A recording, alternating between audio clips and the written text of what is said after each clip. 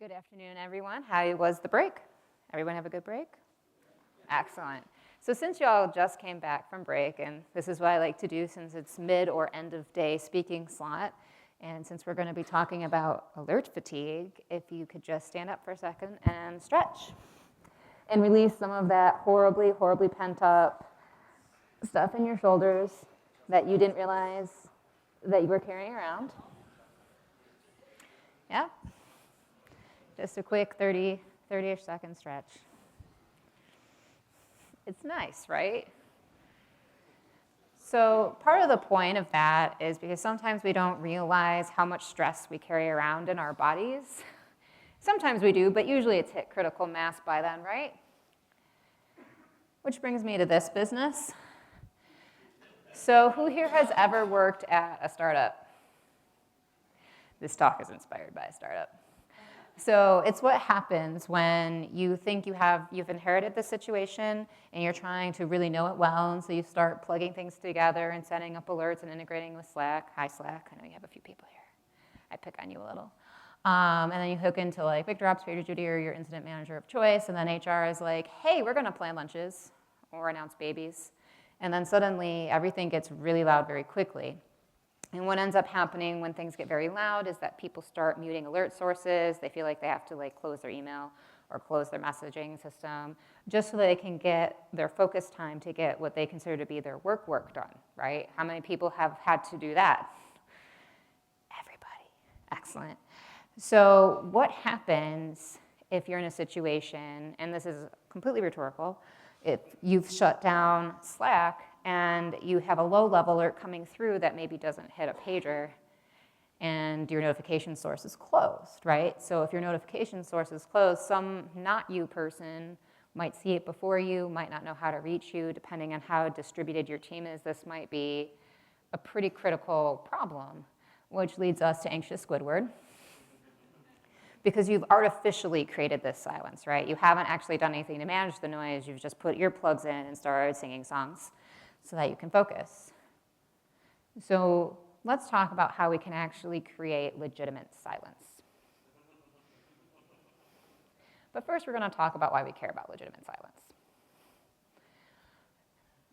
How many people have lived with another human and maybe they had a really obsessive interest, and then you find that you suddenly can start talking about dogs or food or whatever, even though you've never so much as cracked a book or opened a web page about it? And this is evidence that our brains are processing information even when it's not directed to us, right? We hear the background radiation. We might not be able to pick out, this conversation versus this conversation, but we are actually picking up and aggregating that noise.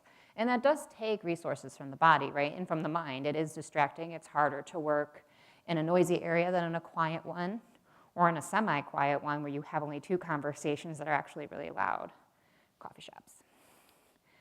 So someone actually did a study around the cost of noise and interruptions, and this one is actually a reference to Gloria Mark at UC Irvine, which basically she did a study that showed that if you get a short interruption, you end up losing 25 minutes on average. And why 25 minutes? It has to do with the reset, right? So let's say that you're working on Kubernetes, which is the coolness. So you're building your cluster, fixing your cluster, metricing things. And someone, let's say Joe developer, walks up and asks for the Wi-Fi password, and you give it to him and point to where he can look that up, and then he walks away. And it's a pretty short interruption, right? This type of interruption doesn't require you to task switch. It's not an outage. It's not something that's a complete redirection. But then what you've been modeling in your head has kind of evaporated, and you have to get back to the state that you were in when you started working and when you hit that interruption. And that whole process is where this 25 minutes gets in, because you're basically reestablishing where you were. Some of us really can't control how many log-ups we get, unfortunately, which means some people run into this problem. So another story, this one was done at George Mason University, and this had to do with AP students. And what they did is they said, okay, so 25-minute interruption, we got that. So what happens if we try to give you your time back? And it turns out that it's still an imperfect solution. And the way they tested this was with the essays that people write on the AP exam, for those unfamiliar. And there's a writing section, and it's scaled on a 0 to 5 scale. And they noticed that even when they gave the 25 to half an hour back, the score still dropped for 96% of the students by 0.5 points. So you don't actually fully recover or ever really get back to your initial state. And in hindsight, this makes sense, right? Because everything is changing and moving along, and maybe depending on what the interruption was, maybe it put a new thought into your head. And now you're thinking about a parallel problem or a different way to approach a problem, or something else entirely about, oh, I need to pick something up on the way home now. And all these distractions change the way you're thinking about what you're actually trying to focus on. So the other way to encounter this problem is to be like, okay, well, I'll just keep typing away while Joe's asking me the Wi-Fi password. And this is unfortunately not a great tactic either. And so this actually is referencing a study done by Michigan State, and they actually had people do a repetitive task. If you can think of like Bart Simpson writing sentences on a chalkboard, you're just doing the same thing over and over, no cognition required, but their error rate still doubled, even with a 3-second interruption. So when you're talking about multitasking, even tiny interruptions happening in the background can have drastic consequences. And when we sit and we talk about errors in our code or errors that are appearing or outages that are caused by a push to production and somebody missed something, this is the kind of environment that we're all working in, and this is what can cause those problems. So now that we know that noise is actually really bad for us, how do we shut it down so that it's not actually causing more distress because it's artificial silence? So one way is to actually just be aware of your noise rather than overwhelmed. And the part of this has to do with knowing your sources of noise. So you know your environment better than anybody, and there's no singular best practice for every app ever or every environment ever. So if we start a conversation about the best path and I start talking about VPCs and AWS and how to monitor them, and you're using GCP, you'll be like, I can take some things away from this, but I still have to customize my stuff. And that's always going to be true. So you have to determine what sources of noise. Maybe you have a legacy system that you know you have, or maybe you've written something, like patched something, and you know that you've done that and you're gonna fix it later. You're gonna fix it later. But you know that right now it's gonna be a little chatty. And the reason this is important is to make sure that you can make a workflow, because once you know where it's coming from, you can start to figure out who needs to know it. Even in a small environment, though, it can look a bit like this, right? Sorry for the old Slack logo, Slack. But it looks vaguely like this, right? You have something monitoring, you have something incident, you have your environment, you have your code base, and then you have tickets and logging, and things kind of start talking to each other. But then you also have yourself as a source of noise. And this is actually very important as well. Because during the day, while people are asking us for things like Wi-Fi passwords and security keys, we also are doing things like checking our phone, checking Slack, checking Twitter, your social media of choice. How many people are checking Slack right now? Don't lie to me. I see you. I don't take offense. I'm literally writing a talk about it. You have inspired me. So, but this is what this looks like, right? You're splitting your attention, and it goes back to the increased error rates, right? If you're working on something that's kind of critical and someone sends a message, let's say a spouse or housemate or whatever, and hey, can you pick something up on the way home? You've just gotten that 3-second distraction and lost 25 minutes, and the world burns, right? So in the immediate future, so how do you actually reduce your noise? And we all love boundaries, but this is the way to the future, right? So people don't know to not distract you unless you tell them, please don't distract me. And of course, nothing is foolproof. You're never going to be able to create a situation to block out every distraction ever, but that's not the goal. It's to try and minimize the distractions to maximize focus. So if your friends and coworkers don't know, hey, we'll say 12 to 2 p.m. is my focus time, they don't know, hey, for things that don't require your specific expertise, I can actually just ask this person over here who doesn't have a focus time right now, and you can get your request met, right? You get your need met. And the only way to do that is with some conversations. You also have to set limitation of what would constitute a legitimate interruption, though, because as much as maybe Wi-Fi passwords maybe could be asked of anyone, if it's something that requires your specific expertise, if you're the AWS expert, if you're the only one that knows Perl, I mean, at some point, you're welcome. At some point, you're going to be the only person that they can ask, right? They're not going to be able to just walk up to somebody else and know this really obscure thing that you happen to know. But going back to the more common sources of noise and the focus of this talk, when you're categorizing your noise, there are actually different types of noise, right? So you have false positives and negatives, and you have fragile systems, and you have things that are just really chatty, and sometimes legitimately chatty, and sometimes they're not. And that's up to you to kind of work out what that means, right? Because if you have something that's sending out a lot of false positives or negatives or any of these other things, you're going to be motivated to mute them or to disable them or turn them off without actually making them more accurate. And this is kind of, I don't know how many of you remember reading up on what happened at Target a few years ago, but when they published a Oh No report, they basically said that because of the volume of chatter they had in their system, they actually started turning things off. And it ended badly when it ended badly. But until then, though, they did artificially create a silence that let them proceed in their work. So it's like this worst kind of reinforcement ever, right? Because the failure was catastrophic, but until then, it made it workable. But that's not the kind of situation we want to create for ourselves. We also want to make sure that we're only making alerts as noisy as possible. For example, how many of you have ever been on an on-call rotation? Yeah. And how many of you have ever been woken up by an alert that you're like, okay, but was this really critical though? My favorite was this really critical though was when someone made an alert that of course only went to me. The database is using too little memory. 4 a.m. So I turn it off, and I go in the next day and I say, hey, buddy, why'd we do this? And it turns out that he had like this complicated logic for why he wanted to do this, but it reduced to, I want to know when database connections fails. And then I went, hey, buddy, we have a monitoring system that has logs. Can we like alert on a failed connection? Cool beans. So that fixed. But even with a failed database connection, that doesn't necessarily need to wake me or anybody else up at 4 a.m. Because depending on what fails, there might not be any impact to user experience. It might be self-healing, and who knows how that was set up, right? So this goes back into making the noise just as loud as you need it to be. You don't want to be woken up at 4 a.m. because the database is using too little memory. You want to be woken up at 4 a.m. because the site won't load, or something else, or someone can't make a payment depending on your individual setups and what mission critical means for you. So low-level alerts can go into things like, we'll say Slack as an example, right? Something that you need to know when things happen, but you can review it in the morning and touch it then, versus things that need your immediate attention.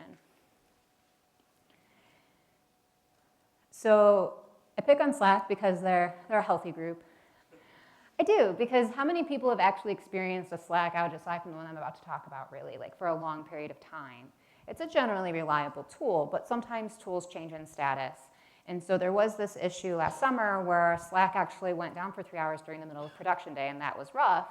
But if you have resilient alerts, it doesn't matter for you specifically. So let's say that you've made endpoints such that while Slack's down, you're like, oh no, that's unfortunate. Let's pipe this to email and then make sure that all of the alerts that require people's immediate attention go through the paging system, and then business can function as normal until Slack's figured out what's up.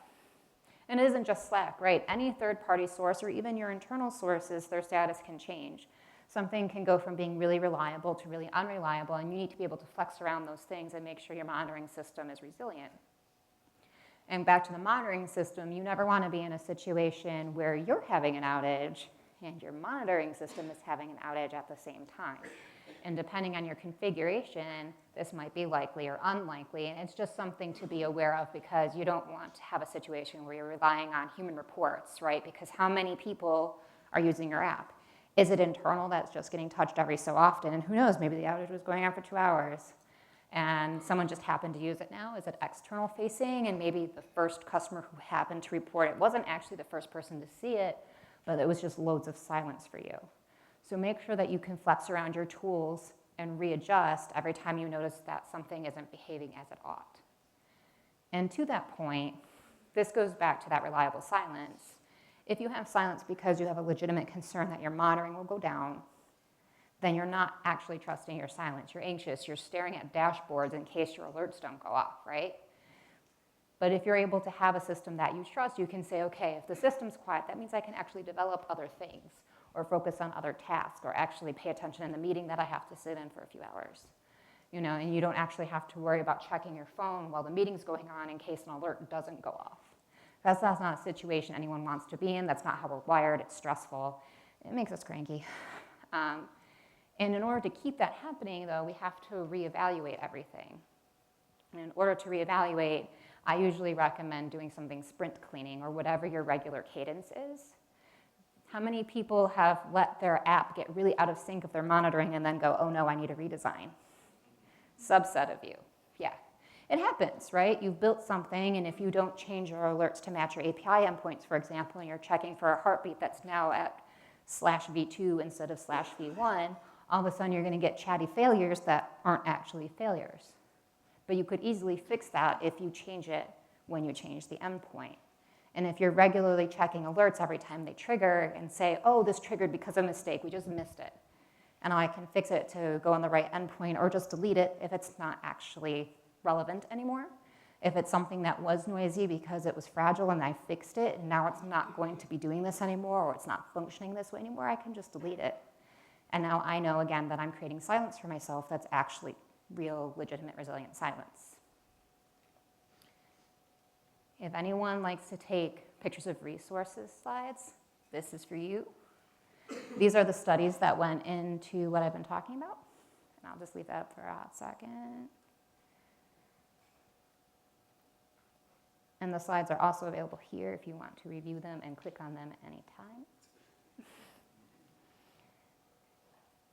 Okay. Thank you very much. Awesome.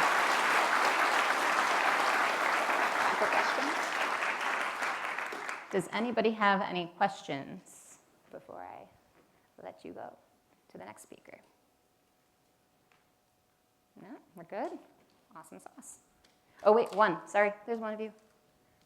Do you have any theories about how to drive alert reduction programs, like noise reduction programs, or any programs or software that you prefer? Do you mean internally or just culturally speaking? Internally? At a cultural level. Okay. So the question is about how to drive noise reduction internally. I find that pressing the pressure points is very helpful. For example, I was awakened very quickly when I realized that other people had the ability to create alerts in my infrastructure when I was woken up at 4 a.m. for something I didn't make. Well, right, you laugh, but how many people have had that happen? I assume at least half, yeah. So when you're driving these culture changes, it's worth talking to the impacted team, right? Because they're the one that the alert reduction will impact the most. So you'll say, okay, well, how much time do you spend responding to problems in our setup? And how much time do you spend distracted watching for those problems in our setup? And what can we do to make it so that you have a single point of focus? And sometimes that can happen when we start to have different teams using different tools. And there are definitely legitimate reasons for that. But it also means, oh no, I'm on this setup, so I'm logging in on this page, but now I need to check their stuff over here and I actually need to log into something else. And that creates its own type of noise, right? So get everyone in a room and the communication that can actually drive. Now in terms of like software preferences, I don't really have software preferences because I'm not you. Like I know what works internally to Logs.io because we all sat in a room, engineers of the different teams, right, infra and security and so forth, sat in their separate rooms and then sat together and said, what can we do to streamline our stuff? Who do we use that works best for us? And can we have some tool layover so that we're all tracking the same thing like incident management? We might all respond to incidents differently, but if we have 3 different incident management systems because of that, that's not helpful to us as an organization. And have a conversation around that. You have a conversation around what features everyone needs so you can accomplish that and be like, okay, well, what system accomplishes all of our needs or enough of them that we can compromise? Does that help? What do you feel about putting more emphasis on the event management workflow and the process in general? Because it seems to be kind of a lost art. With alerts being fired to Slack and email, there's less focus on actually taking ownership and driving those things to closure. And I feel like So the question is, what about focusing on ownership rather, like the actual management workflow rather than just the end result, which is the alert? And I would argue that they're intertwined because if you're going through what I mentioned before about workflowing and only notifying who needs to be notified, You know, like for instance, when I was doing AWS work, if I care about what's happening in our AWS infrastructure, I don't want those alerts going off to the poor person working on front end that's just like, well, that's nice. But that is ownership, right? That's me taking ownership and saying, only I or my team need to be notified about these things. And that goes back to having the conversations too. When you manage your workflows, you'll manage your ownership like at the same time. Yeah. Anybody else real quick? No? Okay.